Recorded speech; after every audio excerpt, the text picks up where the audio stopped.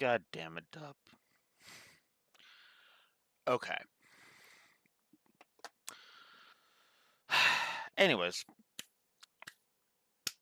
the Doma arc, which, yes, I am recording before I, do Pyramid of Light, but that's just because I'm not stalling working on these, because, record what you can when you can, right? So, the Dome arc. We have officially entered the era of filler. This is probably the most famous filler arc out of, well, depending on who you ask, the most famous or infamous filler arc in all of Yu-Gi-Oh. Because I have heard just as many people praise the shit out of this arc as pissing shit all over it in equal measure, and I do mean that sincerely. I don't think it's so much that it's divisive as much as it's just dependent on.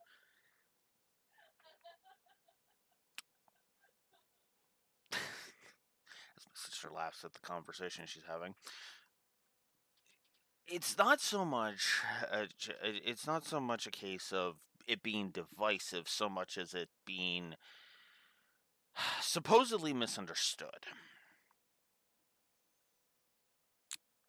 The Crunchyroll subs are not helping the case of the Orichalcos was never meant to make you evil thing. Because honestly, I kind of feel like there could have been some nuance here based upon what has been presented in these first two episodes. But the problem is that later stuff will not benefit because what we see from every duelist who activates the seal of Orichalcos is they turn into power-hungry douchebags. I mean, just look at Grimo in this episode. Grimo is the name of Mike Pollock's character if you're a dub only watcher because they do not give his name in the dub. I actually mentioned that all the way back with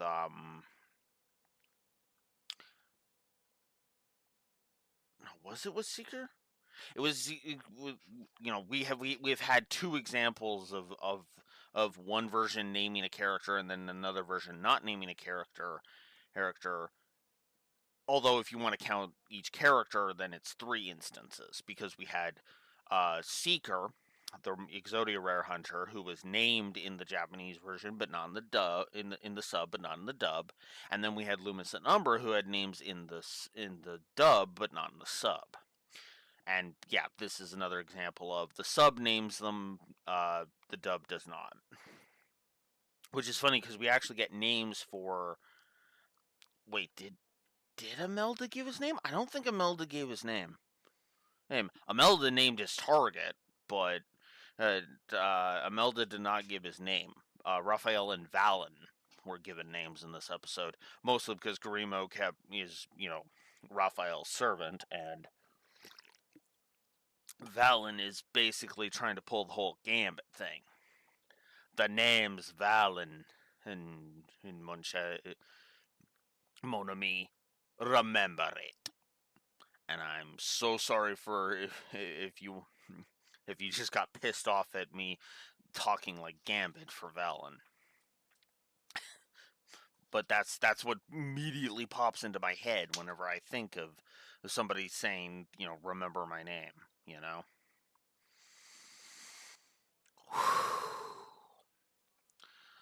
So, yeah. Now, the Doma arc, from what I understand, in the Doma arc, the Seal of Orichalcos was not originally the Barrier of Orichalcos was not originally supposed to turn you evil, and that's the first thing I want to talk about. I'm gonna pay attention as we go through, but the thing is that this opening two-parter really cements the problem that I feel we ran into with uh with oh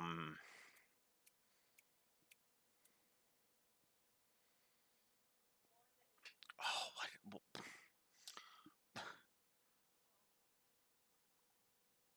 no, actually we haven't encountered this problem yet, have we? But I the problem I have always felt with this arc has been the right hand didn't know what the left hand was doing type of scenario.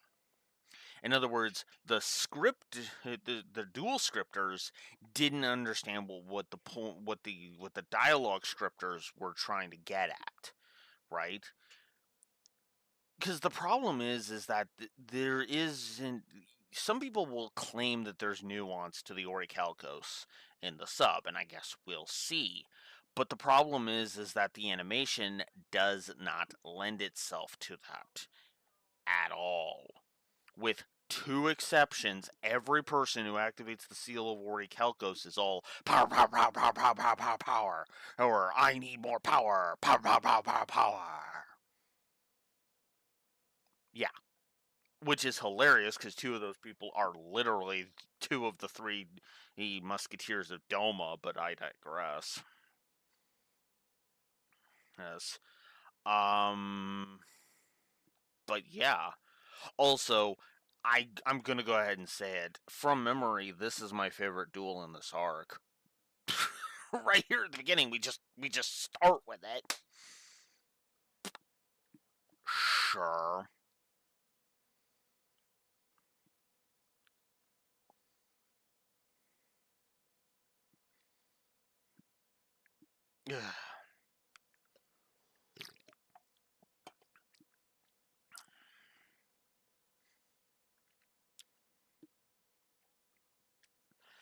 I don't know. I don't know what to tell you, but yeah. Effectively, it is the Orichalcos is effectively shadow games in that. But the funny thing is that it's not shadow games in the traditional sense, right? It's shadow games in the sense of stamina draining and the monsters effectively being real. That is that is always the rules of the shadow game. Never mind the fact that it's inconsistent because sometimes, like in this episode, it's attribute changing, and then in other instances, it's apparently transforming their type into fiend. The thing is that the fiend transformation cannot be a thing in this episode because the allied forces is a thing. The A forces is a thing in this episode, which requires warriors and spellcasters. Now, some people could say it's dependent on who activates the seal of Orichalcos, but it's the thing is that I want some consistency because again, if you just change it based on who uses it, well, then that's the seal just doing whatever the fuck it wants. And it's irregardless, the powers of the Orichalcos is whatever the hell the writer wants them to be in any given episode, which was the problem I was bitching about with Raw.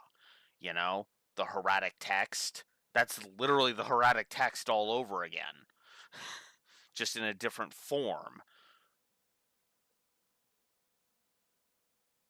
I actually was not trying to tie that into my getting screwed over. I really wasn't. I actually just realized that right now. Whoops. No, we're still a few weeks away from me bitching about my in this arc. So we're not there yet. We're not there yet. It's coming, but we're not there yet. So, this is also where we start having the sub weirdly structured because now I'm just ready to just jump right into the episode because I have that's my preamble, right?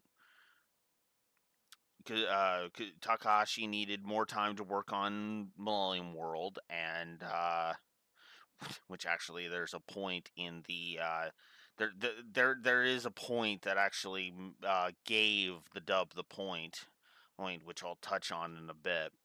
But anyway, so there's a pre-title sequence, and it's the whole uh, Hawkins discovers those underwater ruins. Lots of superfluous dialogue with a lot of superfluous dialogue when it comes to that in the dub. I'll go ahead and say Hey, so yeah. So why did I just jump right into that? Well, because again, like I said, it's a pre-title sequence. You literally get that that image at the beginning of Fair Play, Fair Duel, and then immediately it jumps into, instead of jumping immediately right into the title, into the intro, into Warriors, we get that scene, and then when he shines the light, which would normally cut to the title page,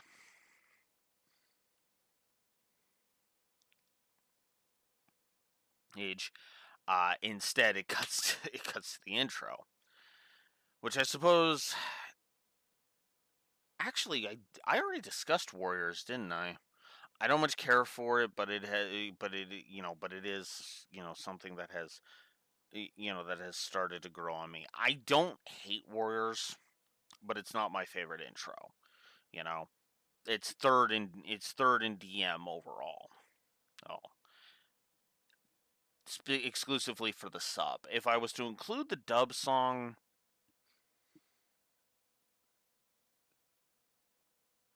I'd actually have to think about that, because you might think, oh, nostalgia is going to make you uh, put the the English Yu-Gi-Oh theme at number one, isn't it, Blue Wolf?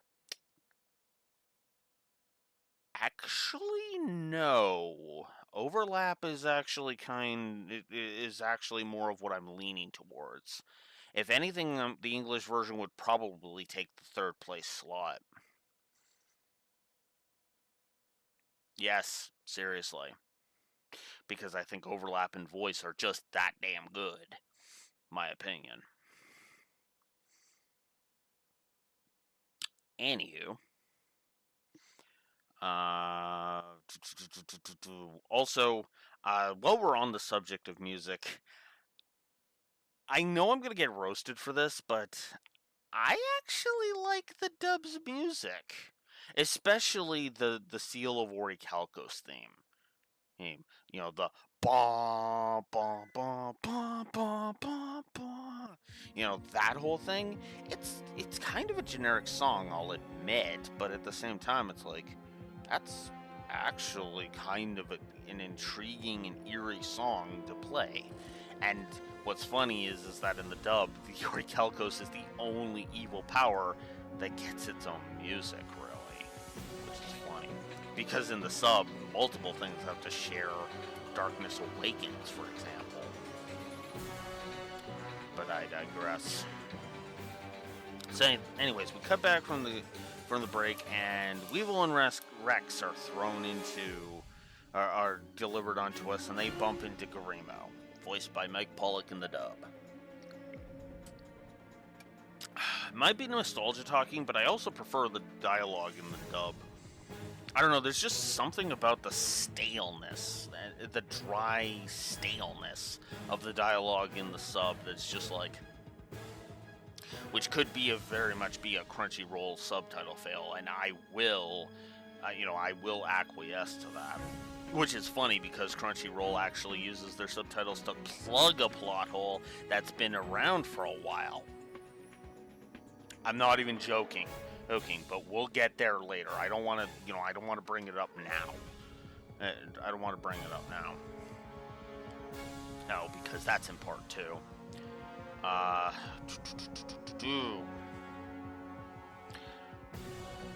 so then Atem kind of suddenly takes over,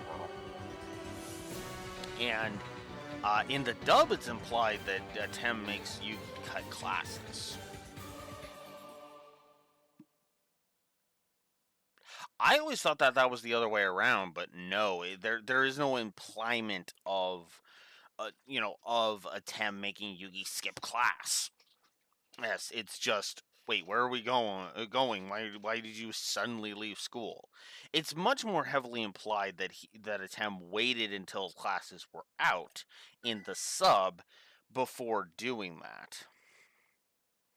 As my phone continually goes off, it's kind of implied via not really focusing on it, is kind of what I mean there. So Atem is basic in the sub. Atem, the reason why Atem just took over is he's dipping out. He's not even saying goodbye. He's just like, I'm done. I'm done. Off to the afterlife with me. Bye.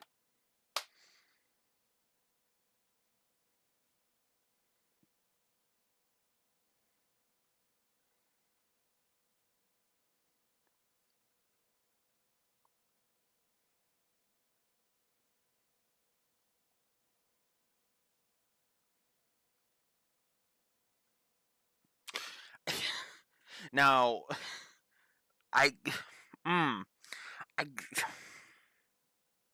I hate that. I'm just gonna go ahead and say that. I hate that.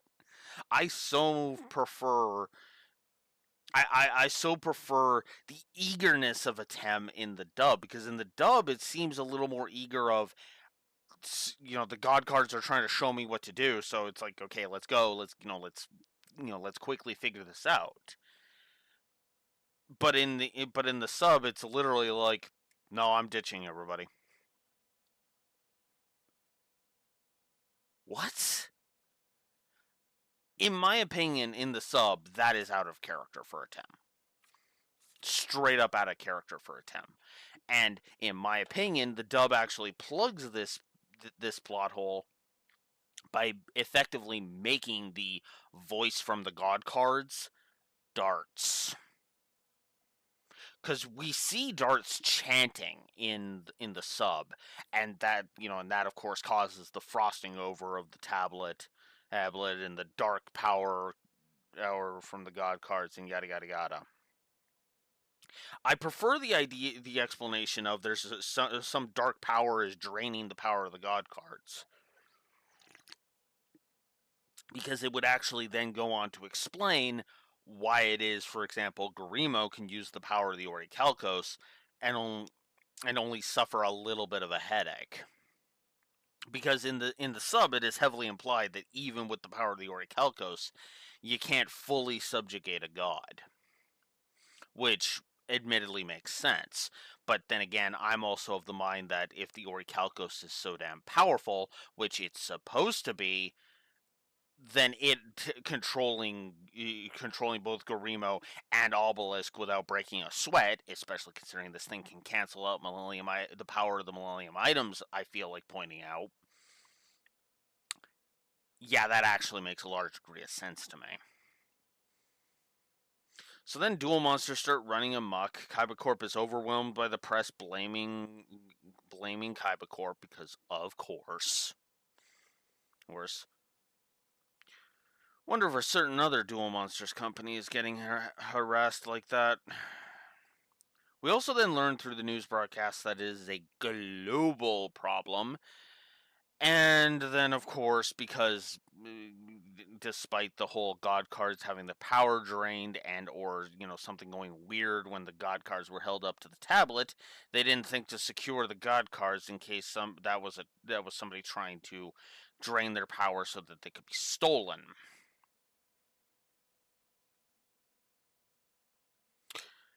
Now, before you go jumping in the comments section, I know that's a cultural thing. That is literally a cultural thing. If you're wondering why would he be stupid enough to have the god cards just splayed out, because he's not. Because in Japan, you wouldn't think that three biker assholes would come charging into your shop, beat up your grandpa, and steal your most valuable cards. Jesus Christ, phone.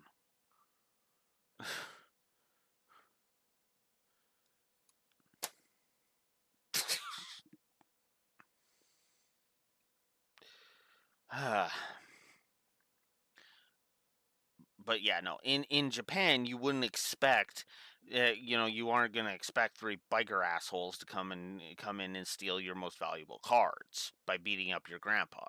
That's that's not something you would expect in Japan. And you know, crime is not exactly as rampant of a thing in Japan.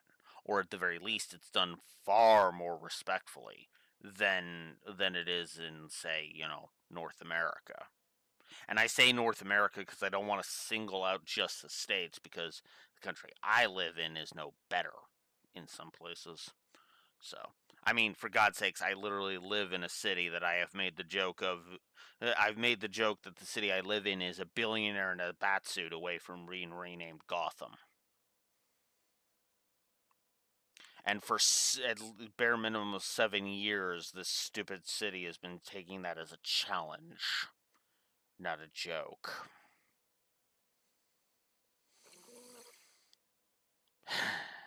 But yeah.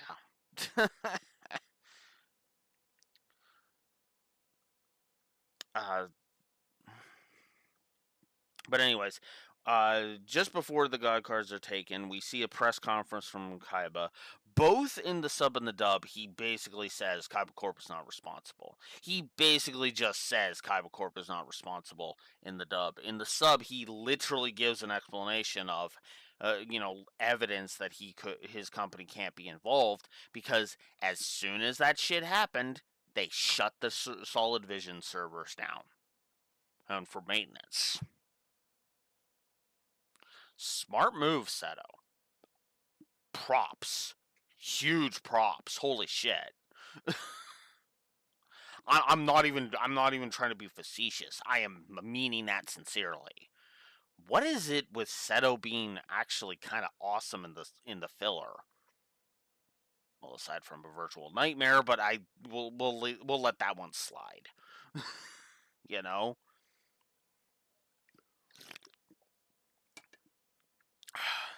But no, yeah.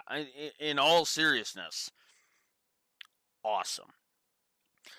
So then the three flunkies, the Musketeers of Doma show up, announce themselves on the sub, lead them to a construction site, which leads to a really stupid gag that just completely shut part two, or yeah, it was part two. It completely shut part two out of getting the point for the sub. Seriously, did you have to have Joey almost fall off the building? What the fuck was the point of that? The dub actually had better pacing because it cut that superfluous bullshit. Yes, the dub cut a superfluous shot. I know. It's like, what? Sometimes it's the little things.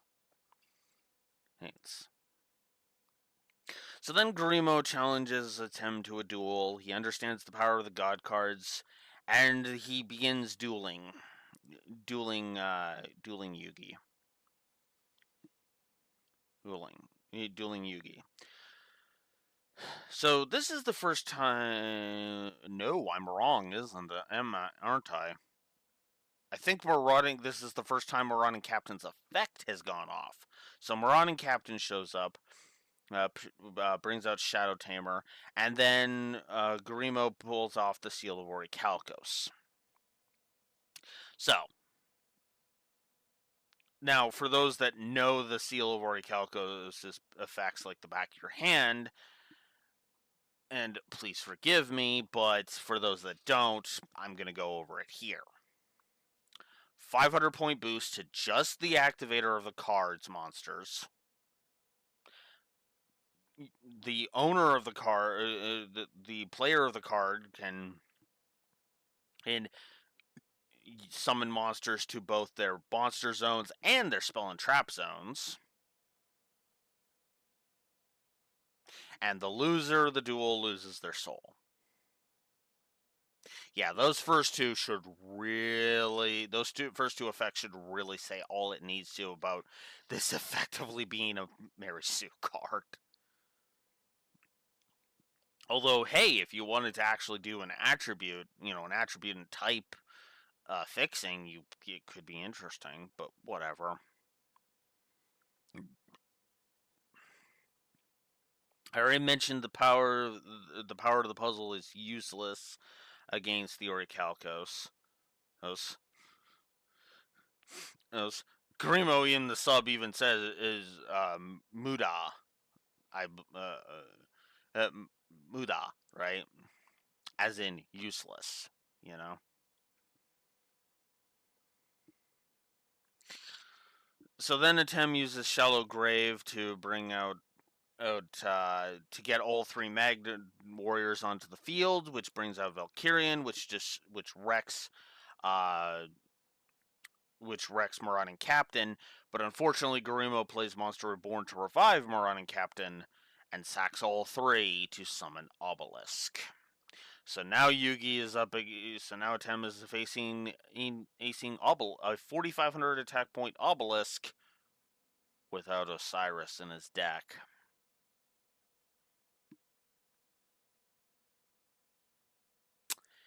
Yeah. Yeah. Whoo boy.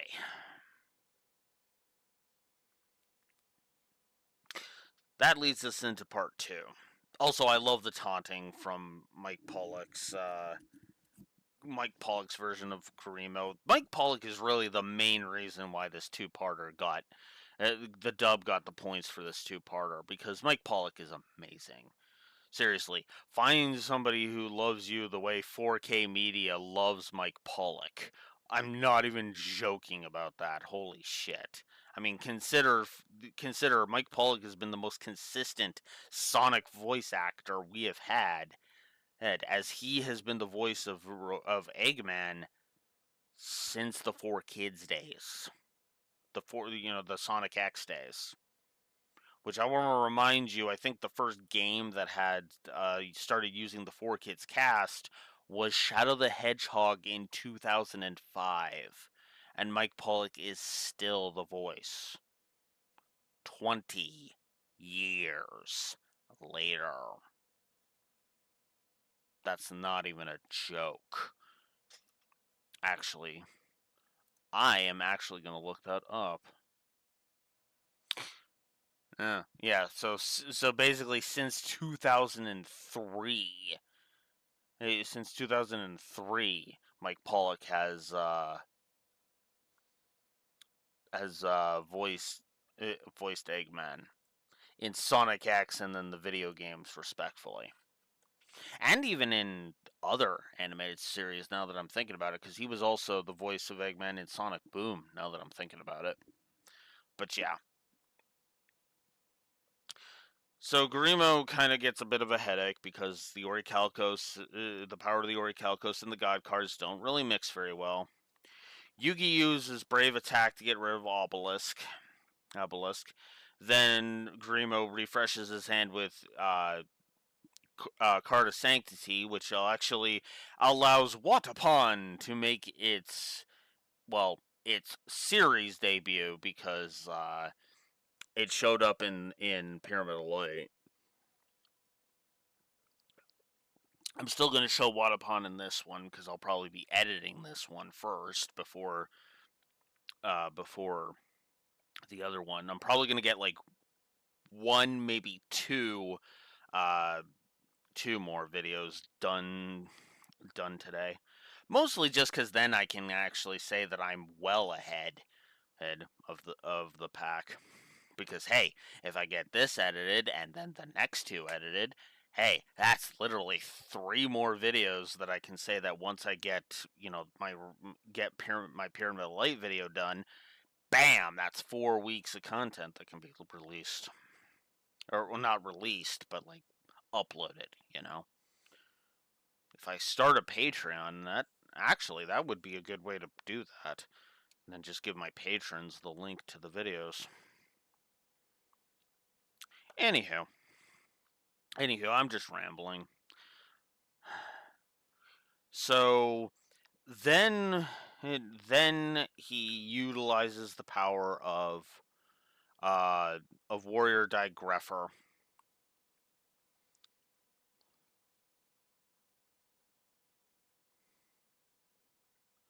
But as soon as Warrior Digreffer shows up, Dark Renewal sacks it and Watapon for Dark Magician. Then Garimo activates both Shield Wall and Bronze Knights, in order to call out tokens of the shields and the Bronze Knights. Because the Bronze Knight's trap card allows you to discard as many cards from your hand as possible to summon that many tokens. He wants 3, he dishes 3. Sense make? This is when we learn about the doubling of the monster limit. Atem tries to use Dust Tornado to get rid of the Seal of Orichalcos. It doesn't work because it's immune to all destruction effects except one. Literally just one. I mean, they say in the sub that only the Orichalcos can destroy the Orichalcos, but no, that's not how that works. Herx. It can't be destroyed even by the power of the Orichalcos. You know?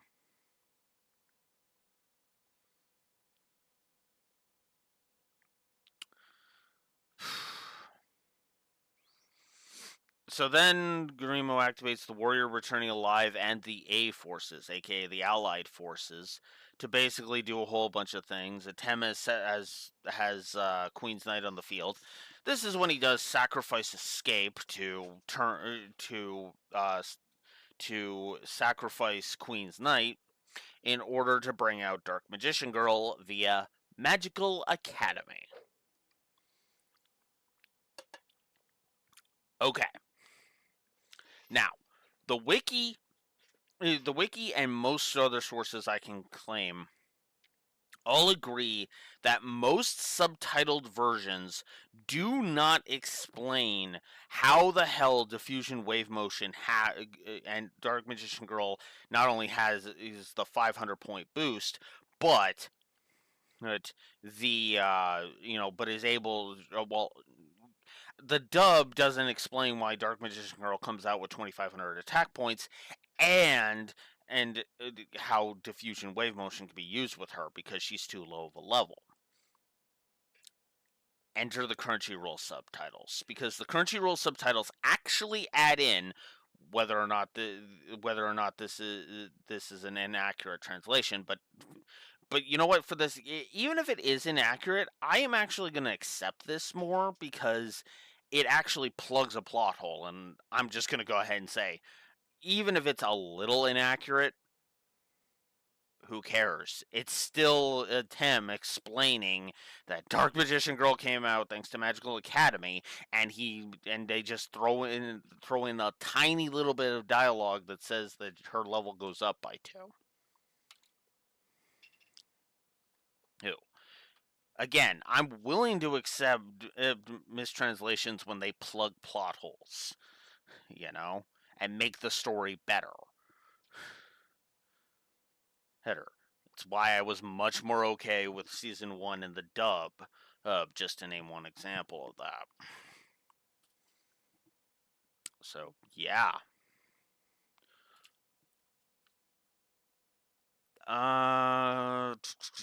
Is there anything else I want to talk about? Because then the Tem draws that, and yeah, that's it. So Raphael releases Rex and Weevil. He says in the dub, for being such good sports. Yeah, okay.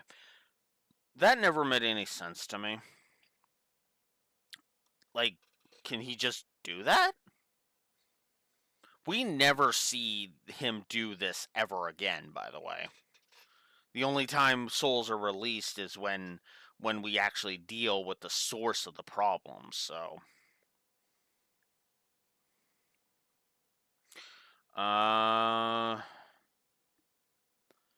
Yeah. So then they pick up the Orichalcos stone, they go and they talk to Rex and Weevil now that their souls are back. And then they bump into Rebecca, who's traded her teddy bear for glasses. Joey has my reaction. Oh no, not you! Yeah, we're stuck with her for the next 2 arcs. We are literally stuck with her for the next 51 episodes. Ugh.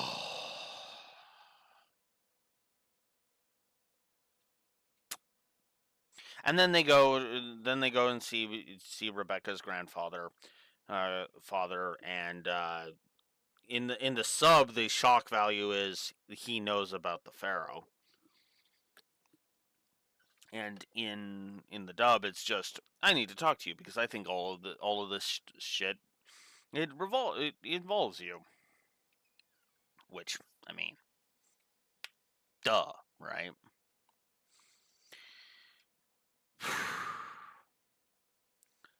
So that's the start of the Orichalcos arc. Ugh. Next week, we will learn why this why the dub calls this arc "Waking the Dragons," so to speak.